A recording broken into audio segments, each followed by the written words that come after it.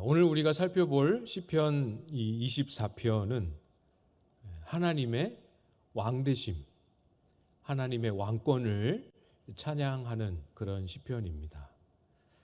상황은, 이 주제는 하나님의 왕되심을 찬양하는 거지만 배경, 어떤 상황에서 하나님의 왕되심을 노래하는가 하는 부분에 있어서는 다윗이 왕이 된 후에 우선적으로 시행했던 이제 몇 가지 일들 중에 중요한 한 가지, 오벳에돔의 집에 있었던 언약궤를 다윗성으로 옮겨오는 그 일을 하지 않았습니까? 그 일을 할 때 그 장면을 아시는 분들 많이 계실 거예요. 언약궤를 옮겨오는 그 행렬을 지켜보면서 다윗이 옷이 벗어질 정도로 기뻐 뛰놀며 춤을 추었던 그 사건입니다. 그때를 배경으로 한 시편이에요. 그래서 아마 이 시편을 그렇게 작성하고 기록하고 또 그때 하나님을 찬송하는 노래로 부르지 않았을까, 이렇게 생각이 됩니다. 얼마나 기뻤을까, 그죠? 춤을 추면서 왕이 이 노래를, 이 찬송을 하나님 앞에 올려드렸다. 이 24편을 읽을 때는 다윗을 우리가 한 번도 만나본 적은 없어서 잘 모르지만 그래도 우리 머릿속에 떠오르는, 할 수 있는 한 다윗을 상상하시되 춤을 추며 기뻐하는 모습을 상상하면서 이 시편을 읽으면 도움이 될 것 같아요. 그래서 이 시편을 이제 우리가 같이 묵상하려고 하는데요. 오늘 설교 제목이 여호와의 산에 오를 자죠. 여호와의 산에 오를 자가 누구인가 하는 이 주제가 3절에 등장합니다. 질문이죠. 누가 여호와의 산에 오를 수 있겠느냐라는 질문의 형태지만 사실은 그 내용을 궁금해서 물어본 것이라기보다 이스라엘 백성들의 마음과 생각을 잘 하나님 앞에서 정돈하고 예배의 자리로 나아오도록 백성을 초대하는 그런 선포입니다. 그래서 이 시편에 이런 주제에 초점을 잘 맞추어서 이 시편 24편은 하나님의 어떤 모습, 어떤 성품을 고백하고 또 선포하는지, 그리고 우리의 예배의 자리에 이 하나님의 성품과 속성을 묵상하고 적용할 때 어떤 은혜가 우리 가운데 있을지 기대하면서 같이 한번 묵상해 보도록 하겠습니다. 1절 말씀을 먼저 보시면 땅과 거기에 충만한 것과 세계와 그 가운데 사는 자들은 다 여호와의 것이로다. 이 고백의 핵심은 다 여호와의 것이로다입니다. 맨 뒤에 있어서 눈에 좀 덜 띄지 않으십니까? 저도 눈에 잘 안 띄어서 앞에만 실컷 묵상했는데 가만 보니까 이 뒤에 있는 다 여호와의 것이로다, 이것이 핵심이에요. 한글에는 서술어가 뒤에 와야 되기 때문에 어쩔 수 없이 뒤에 이렇게 번역을 했지만 원문은 그렇게 되어 있지 않습니다. 다 여호와의 것이로다 이렇게 선포를 해놓고 땅과 거기에 충만한 것들, 세계에 거하는 모든, 이게 뒤에 나오는 거죠. 핵심이, 강조하고 싶은 것이, 정말 고백하고 싶은 그 중심이 무엇인지가 분명하죠. 땅과 땅에 존재하는 모든 피조물, 그리고 세계와 그 세계에 거하는 온 인류가 전부 하나님의 것이다, 이것을 고백합니다. 정말 그렇죠? 하나님의 소유 맞죠? 고백하실 수 있으시겠습니까? 맞습니다. 하나님, 정말 모든 것이 하나님의 소유입니다. 여호와의 산에 오르면서 백성들도 같은 마음으로 여호와의 산에 예배하는 자의 마음으로 준비되기를 원하면서 다윗이 했던 고백, 모든 것이 다 여호와의 것입니다, 이렇게 고백합니다. 이걸 조금 더 우리가 잘 묵상을 더 해보면 좋을 것 같아요. 모든 것의 소유권이 하나님께 있다라는 뜻입니다. 우리가 가질 수 있는 소유권과 한번 비교를 해서 생각을 해볼까요? 우리가 어떤 물건에 대해서 소유하고 있다, 그것에 대한 소유권을 가지고 있다라고 할 때에는 대부분 적절한 값을 지불하고 구매합니다. 그것이 우리의 소유권에 중요한 소유 권한을 발생할 수 있는 근거가 되죠. 그래서 뭐 매매 계약서, 내가 돈 내고 샀다 그거죠. 아니면 영수증, 이 사람이 여기서 이것을 사서 이 물건의 진짜 주인이 저 사람이 맞다. 그래서 우리가 소유권을 갖는 거는 우리가 값을 지불하고 구매한 것에 대한 소유권을 갖습니다. 딱 거기에만 한정이 돼 있어요. 영원할 수 없습니다. 무슨 뜻인지 아시죠? 이것을 누군가에게 되팔아서 그 사람이, 그걸 산 사람이 또 정당한 값을 정당하게 지불하면 그것은 그 즉시로 그 사람의 소유가 돼버립니다. 거기에 내가 이름을 써놨어도, 아무리 그것을 내가 그동안 오랜 세월 동안 예쁘게 갈고 닦았어도 그것은 그 사람의 소유가 될 수밖에 없죠. 또 그 값을 지불하고 내가 구매하기 전까지는 아무리 마음에 들어도 그거는 나와 상관없는 물건입니다. 내가 값을 지불하고 구매한 행동 안에, 지극히 그 행동 안에 제한되어 있습니다. 그러나 하나님이 피조물을 향해 가지고 계시는 소유권은 전혀 다른 성질의 것이죠.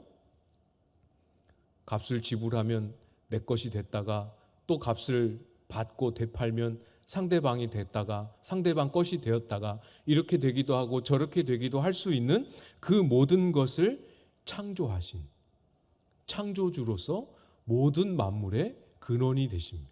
존재하는 모든 피조물의 근원이 되신다는 의미에서 하나님의 소유권은 우리가 가지는 것과 근본적으로 차이가 있죠. 예를 들어서 여러분이 정말 열심히 이렇게 해서 차를 정말 꼭 이 버킷리스트에 두고 있었던 차를 구매했다고 생각해 보겠습니다. 여러분이 오랫동안 기도하면서 마음에 아무리 사모했던 차라 하더라도 그 차가 내가 돈을 주고 사서 할부도 다 끝나서 이제 진짜 내 차가 됐다 하더라도 그 차가 그 소유주인 여러분의 영광과 속성을 드러내 주지는 못합니다. 무슨 말도 안 되는 이런 소리를 합니까? 근데 만물의 소유자이시고 창조주이신 하나님의 소유권은 어떻게 다른 거죠? 피조된 그 모든 피조물들이 그것을 지으신 하나님의 속성과 하나님의 성품과 하나님의 영광을 드러내고 있어요. 보이기도 하고 잘 안 보이기도 하고 많이 드러나기도 하고 덜 드러나기도 하는 차이가 있지만 진정한 소유주는 그런 것입니다. 존재하는 모든 것은 하나님의 소유죠. 그래서 2절 말씀에 곧바로 이어서 하나님, 창조하시는 하나님을 고백합니다. 여호와께서 그 터를 바다 위에 세우시며 강들 위에 건설하셨도다. 하나님의 창조를 근거로 해서 지으신 그분이 자신의 어떠함을 그 안에 잘 녹여서 만드신 그 하나님이 모든 것의 주인이시죠. 더 설명 안 드려도 이 의미는 이제 다 이해하시겠죠? 단순하고 명백한 진리입니다. 여호와의 것이로다. 그 고백이 이해하기에는 쉬울 수 있을지 몰라도 그 고백에 우리가 100%의 마음으로 동참하기에는 그렇게 쉬운 고백은 아닙니다. 이 고백만이 아니라 복음이 가지고 있는 하나님의 말씀이 가지고 있는 그 진리의 면모들을 가만히 살펴보면 모든 진리가 그 특정한 우리의 본성, 우리의 성향, 우리 속에 있는 죄성과 충돌하고 거스르기 때문에 우리가 그것을 이해하고 온 마음으로 고백하는데 어려움이 항상 따르게 되지만 특별히 모든 것이 주님의 소유입니다 하는 고백은 더더욱 우리의 어떠함과 많은 충돌을 일으킵니다. 한번 잘 생각해 보십시오. 말씀을 들으면서 나는 이 고백에 얼만큼 내 마음의 몇 프로로 동의할 수 있는가. 예를 들어서 이렇게 생각해 볼 수 있을 것 같아요. 아기들, 정말 어린, 아무것도 모르는, 아직 말도 잘 못하는 아기들, 가르쳐 주지 않아도 자기 것은 자기가 챙겨야 된다는 것은 어떻게 그렇게 잘 아는지 몰라요. 같이 가지고 놀다가 마음에 들면 어떻게 합니까? 다른 아이에 있는 손에 있는 것을 착 뺏어서, 안 가르쳐 줬는데 착 뺏어서 딱 주장하죠. 단호하게 내 거야 하면서 주장하면서 합법적인 소유권을 주장하기를 시도합니다. 아기만 그렇겠어요? 우리의 자라나는 성장하는 모든 과정이 그렇지 않습니까? 나중에 어른이 되었을 때 좋은 집, 좋은 차, 좋은 직장, 성공한 인생, 이것을 내 것으로 만들기 위해서 그것을 목표로 해서 모든 것을 쏟아부으며 달려가지 않습니까? 또 어른이 되면 덜 할 것 같지만 더하면 더했지 결코 덜하지 않죠. 단 티를 성숙하고 어른이 되었으니까 이렇게 딱 뺏어서 내 거야 이렇게 하지 않고 티를 안 내고 점잖게 할 뿐이지 더 소유에 대한 강렬함은 더 커지지 않습니까? 예전에 청년부, 우리 청년부 말고요. 예전에 청년들 같이 이렇게 나눔할 때 어떤 청년이 그런 걸 질문하더라고요. 그때는 제가 목사가 아니었으니까 전도사님 11조 할 때 새 전후로 기준으로 10분의 1을 떼야 돼요. 새 후를 기준으로 10분의 1을 떼야 돼요. 라고 물어봤어요. 근데 그 친구의 얼굴 표정은 굉장히 진지했습니다. 말로는 찬송할 때는 내 모든 소유가 다 주님의 것입니다. 이렇게 고백하는데 우리의 실제적인 삶의 고민의 수준은 이 새 전후로 10분의 1을 뗄 것이냐 새 후로 10분의 1을 뗄 것이냐로 고민하고 있는 거죠. 그런 고민 말고 내가 10분의 1을 지금 드리고 있는데 10분의 1 가지고 되겠는가? 이 소유가 다 주님의 것인데 어떻게 하면 10분의 1을 한 번 더 드릴 수 있을까? 어떻게 하면 10분의 3을 드릴 수 있을까? 오해하지 마십시오. 또 헌금 이야기 한다고 오해하시면 안 됩니다.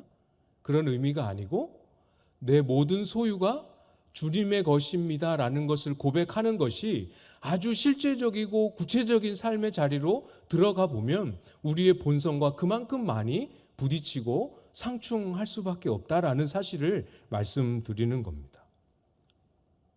원래 내 것이 아닌데 어떻게 하다 보니까 실수로 내 주머니로 내 통장으로 이렇게 싹 들어왔어요. 그러면 어떻습니까? 기분이 좋지 않나요? 원고에는 기분이 좋지 않습니까? 이렇게 써 있었는데 막상 여러분 표정을 보니까 저만 좋아할 것 같은 이런 또 불안한 마음이 들어서 선뜻 말씀을 못 드렸는데 반대로 내 건데 내가 받아야 될 건데 이게 실수로 다른 사람에게로 이렇게 가면 그 액수가 크지 않아도 그렇게 마음이 뒤틀리고 짜증이 나고 속이 그게 얼마 안 되는 돈인데도 속이 뒤집어지고 그렇지 않습니까? 소유. 이거는 내 것이다. 이 소유권을 주장하려는 것이 우리의 의지와 상관없이 배운 여하와 상관없이 우리의 본성 속에 우리의 죄성 속에 이 소유권을 주장하고 싶은 것이 매우 깊이 뿌리 박혀 있는 가치관이다라는 사실이에요. 이제 다시 여쭤보도록 하겠습니다. 다 여호와의 것이로다. 인정이 되시는지 마음속으로만 한번 대답을 해보시면 좋겠습니다. 잘 안 되실 수 있을 것 같아요. 그렇게 생각하고 보니까 나는 그 부분을 실제로는 인정이 잘 안 되는 것 같다 하는 분이 생기실 수도 있을 것 같습니다. 둘 중 하나는 우리가 인정을 해야 될 것 같아요. 둘 중에 하나. 하나는 머리로 맞습니다. 내 모든 소유는 하나님의 것입니다. 라고 머리로 다 이해하고 동의할 뿐만 아니라 마음으로도 다 동의하고 같이 고백할 수 있어서 실제로 마음속에 그렇지 이게 내 것이 아니었지 하고 마음에서 이렇게 내 소유권을 주장하고 싶은 마음들이 내려놓아지는 그런 분들 계십니까? 너무 감사한 일이죠.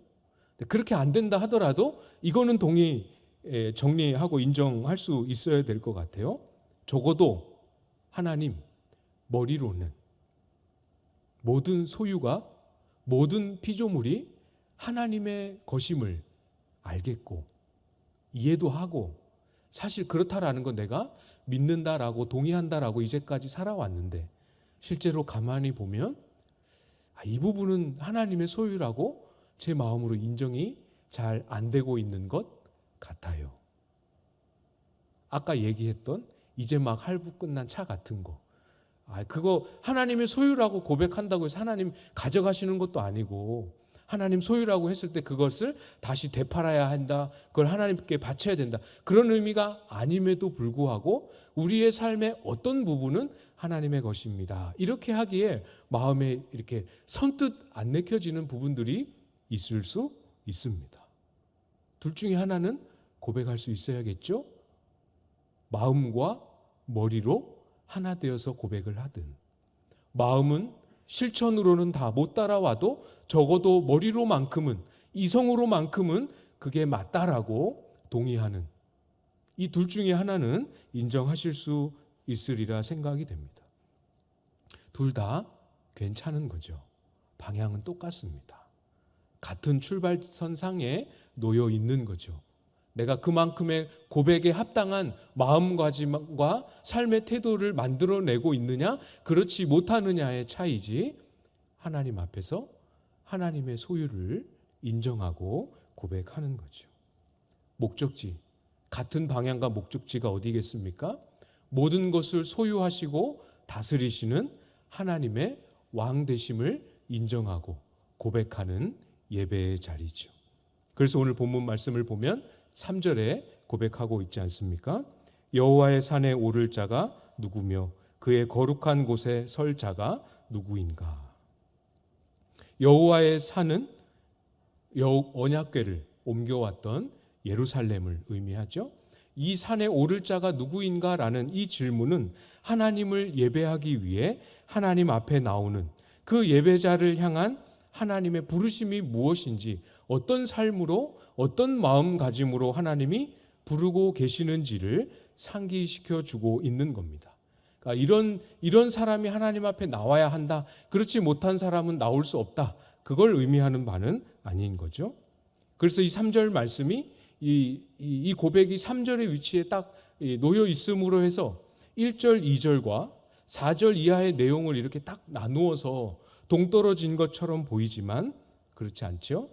1절, 2절은 하나님의 왕 되심, 모든 것을 다스리시는 주권자요 주인 되심을 고백하고 있다면, 4절은, 또 4절 그 이하의 내용은 하나님을 주인으로 주권자로 고백할 때, 그때 그 고백을 가진 사람의 삶의 구체적인 모습이 어떠해야 하는지를 가르쳐 주고 있습니다.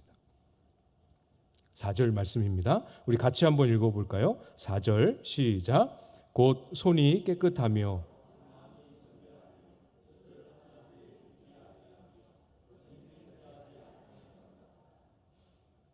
손이 깨끗하다. 이 말은 그 하는 행동, 그 삶의 행실을 비유적으로, 상징적으로 손 이렇게 표현한 거죠. 그래서 그 사람의 행실이 다른 사람에게 해를 끼치지 않고 다른 사람을 유익하게 하며 배려하는 것을 의미합니다. 그것을 일컬어 손이 깨끗하다. 그 다음에 이어서 나오는 마음이 청결하며 뜻을 허탄한 데에 두지 아니하며, 이 두 가지는 각각 다른 것을 이야기하는 것 같지만 같은 내용입니다. 마음이 청결하다, 또 뜻을 허탄한 데에 두지 않는다. 그 속에, 마음 속에, 생각 속에 불의와 악과 욕심을 버리고, 청결하다는 것은 하나님을, 또 하나님의 임재가 그 마음에 가득하여서 하나님과 친밀하며 하나님의 뜻에 민감하도록 깨어있는 모습을 의미하는 거죠. 거짓 맹세, 이거는 어떤 건지 아시겠죠? 나의 욕심을 채우기 위해서 맹세하기만 하면 이것이 진실임을 입증할 수 있는 그런 것을 악용하여 거짓말로 맹세를 하는 겁니다. 욕심을 채우기 위해서 우리의 말과 우리의 언어 속에 거짓이 들어와 있는 것, 이렇게 하지 않는 삶을 의미하는 거죠. 이런 삶에서 실패한 사람은 하나님을 예배할 수 없다, 그런 뜻이 아니고 다 여호와의 것이로다, 여호와의 것이로다, 이렇게 고백하는 사람의 삶의 모습 속에는 손과 마음, 생각, 입술에 드러나는 그 열매로 하나님을 예배하기 위해 나와야 한다라는 촉구의 의미인 거죠. 사실 가만히 생각해 보면 정말 그렇지 않습니까? 내 행실로 다른 사람에게 상처를 주고 해를 끼치는 일, 마음에 욕심을 품고 허탄한 것을 소망하며 살아가는 일, 그 모든 것들 다 사실은 욕심, 더 가지려고 하는, 이것이 나의 소유인 것을 과도하게 주장하려는 그런 마음에서 비롯된 것 아니겠습니까?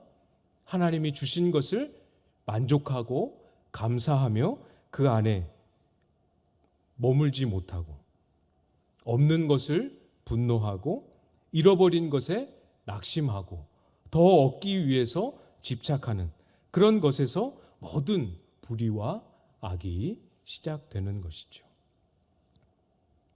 여러분, 하나님께서 오늘 시편 24편 말씀을 통해서 저와 여러분에게 기대하시는 예배, 어떤 것입니까? 하나님을 왕으로, 주인으로 인정하며 고백할 때 그 고백에 합당한 삶의 열매로, 우리의 일상에서 달라진 삶의 행실로 하나님을 높여드리는 삶의 예배를 우리에게 도전하고 있는 거죠. 오늘 3절에 있는 것처럼 여호와의 산에 오를 자로, 거룩한 곳에 설 자로 저와 여러분이 부름을 받았다라는 사실을 믿는다면 우리의 삶에 이런 열매가 맺혀질 수 있기를, 맺혀지도록 하기 위한 고민과 씨름이 있어야 하는 거죠. 예배를 드린다, 예배를 잘 드린다라고 할 때 주어지는 예배 시간에 늦지 않고 잘 참석하는 것, 예배에 빠지지 않는 것, 예배 순서 하나하나를 잘 마음을 담아서 참여하는 것, 이 모든 것이 다 포함이 되지만 본문은 무엇을 가르쳐주고 있습니까? 우리의 삶에 월요일부터 토요일까지 우리의 일상을 살아가는 우리의 삶에 방금 나누었던 이런 고민과 이런 씨름의 주제가 우리의 삶의 중심이 되어야 함을 가르쳐주고 있는 거죠. 예배를 생각할 때 이번 주에 갈까 말까, 예배 시간이 다가오면 올수록 가면 이게 불편하고 이걸 못하고 이렇게 피곤하게 되는데, 이런 고민이 우리의 마음에 있으면 안 되는 거죠. 우리의 고민이 어떤 수준, 어떤 모습에까지 나아가야 하겠습니까? 내가 이렇게 말하고 내가 이렇게 행동하면 이것이 누군가에게 아픔이 되고 누군가에게 해를 끼치고 누군가에게는 상처가 되고 손해가 되지 않을까 하는 이런 고민들로 우리의 일상을 채워가는, 그렇게 하기 때문에 달라진 행동과 말을 하나님 앞에 드리는 일상의 예배로, 그렇게 드릴 수 있는 고민들로 채워져야 합니다. 내 마음, 내 생각이 욕심으로, 잃어버린 것에 대한 상실감으로, 또 탐심으로, 질투로 어떻게 하면 이런 것들에 내 마음이 빼앗기지 않고 사로잡히지 않을 수 있을까? 어떻게 하면 하나님이 주신 것을 하나님의 것으로 알고 감사하고 자족하며 또 주신 것을 흘려보내고 나누며 살 수 있을까? 이런 것들을 고민하며 실제로 고민한 결과로 한 가지 두 가지를 실천하는 이런 삶의 예배를 하나님은 기대하십니다. 이런 고민들, 이런 애씀과 결단들, 그리고 이런 수고와 실천, 여러분의 삶에 살아 있으십니까? 그렇게 살아가는 것이 오늘 6절에서 말씀하는 것처럼 그것이 바로 여호와를 찾는 삶이요 야곱의 하나님의 얼굴을 구하는 삶이지요. 하나님이 무엇을 기뻐하시는지를 알고 고민하고 하나님이 무엇을 싫어하시는지를 알고 그렇게 하지 않기 위해서 애쓰는 삶의 흔적들, 이것을 내가 예배라고 의식하고 하나님 앞에 그렇게 나아가지는 않는다 할지라도 이런 고민과 이런 애씀과 이런 실천이 저와 여러분의 삶에 회복되어서 우리의 삶으로 드리는 예배, 우리의 삶으로 하나님을 우리의 주권자로 왕으로 고백하는 참된 예배, 저와 여러분의 삶이 될 수 있기를 주님의 이름으로 축복합니다.